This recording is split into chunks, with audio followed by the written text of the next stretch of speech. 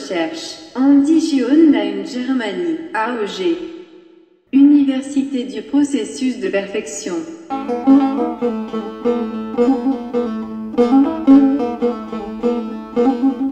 Thème de l'université. Thème 10. Les 7 facteurs de création. En fonction de ce qu'une âme mérite, on détermine, dans l'au-delà, quel type de corps et quel environnement familial et social cette âme peut atteindre dans la prochaine vie terrestre. C'est la raison pour laquelle nous voyons certaines personnes qui n'ont pas eu l'occasion de s'instruire, même si elles sont douées pour cela. D'autre part, il y a des gens qui ne font aucun progrès, même si les conditions sont bonnes. Cela vaut également pour les animaux. Un cheval noble et une mule ou un chien de race pure et un chien errant. Tout cela est basé sur les progrès mentaux que font les animaux. Au stade Elahi.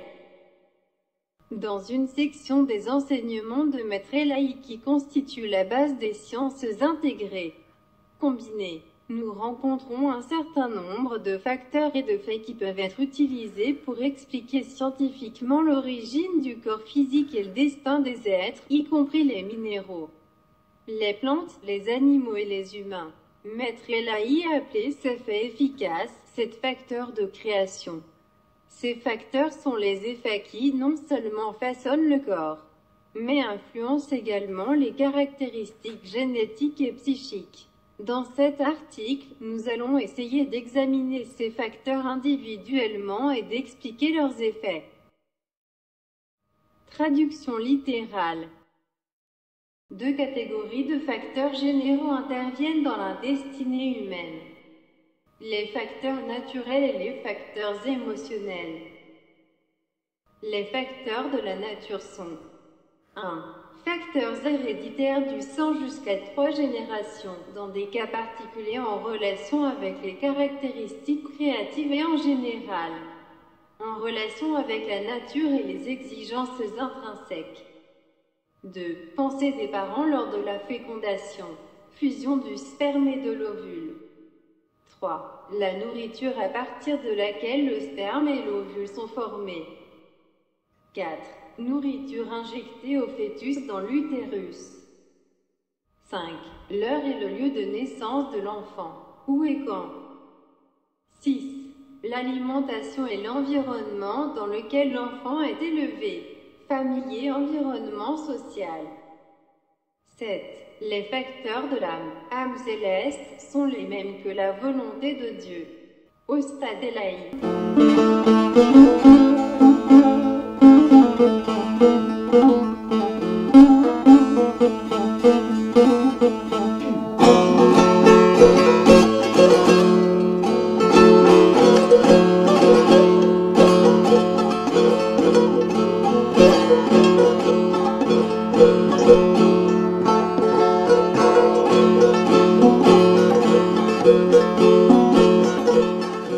Traduction avec interprétation.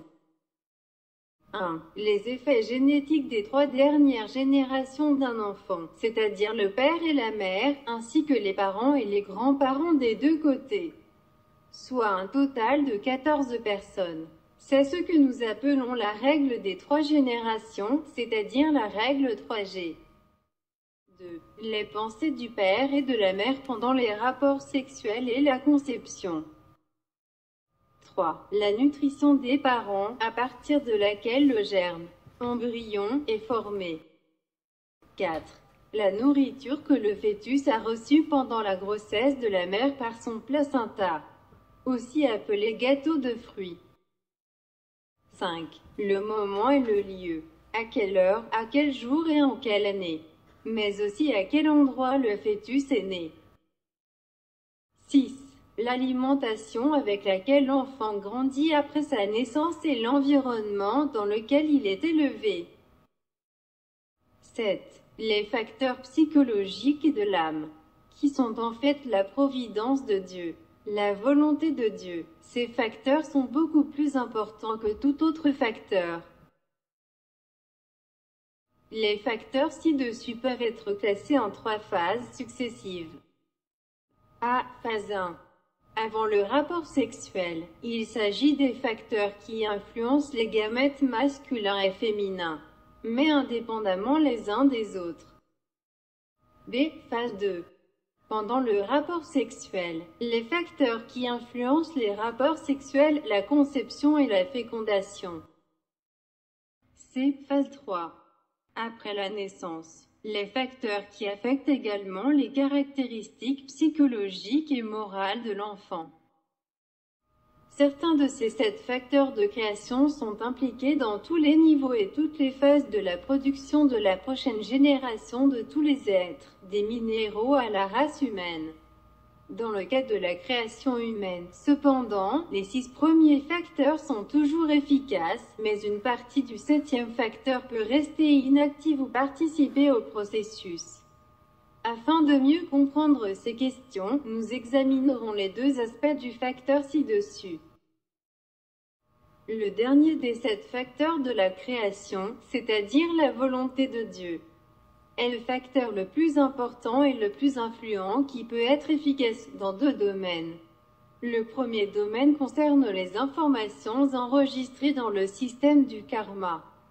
Si ces données sont si négatives que les 6 facteurs doivent être agencés négativement et que, par exemple, la personne doit avoir un corps handicapé dans sa prochaine vie terrestre, la providence de Dieu peut intervenir pour une raison particulière et désactiver les effets négatifs du système karmique.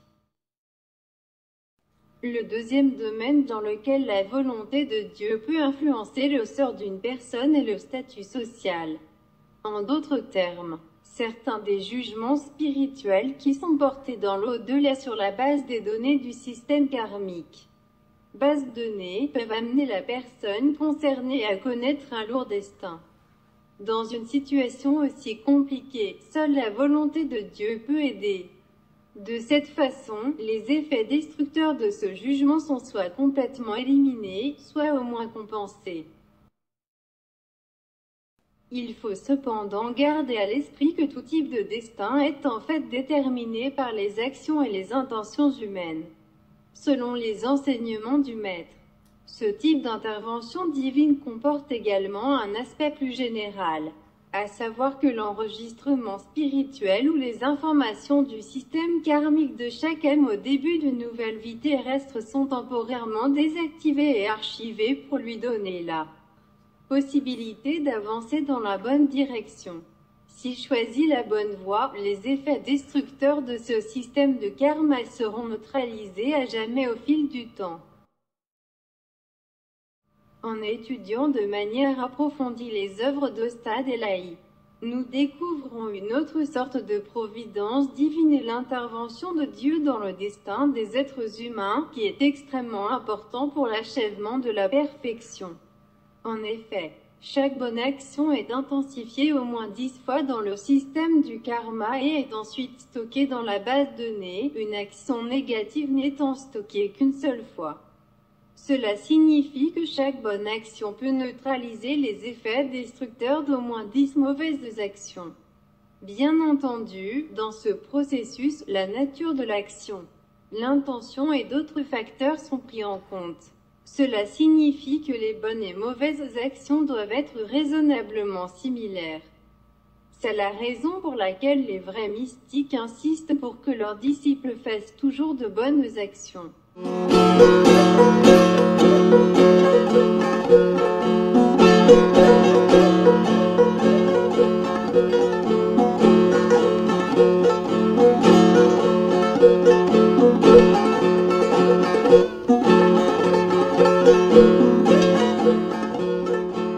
Une question.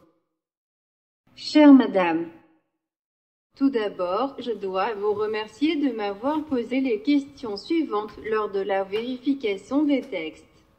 Cela me dit que vous comprenez parfaitement.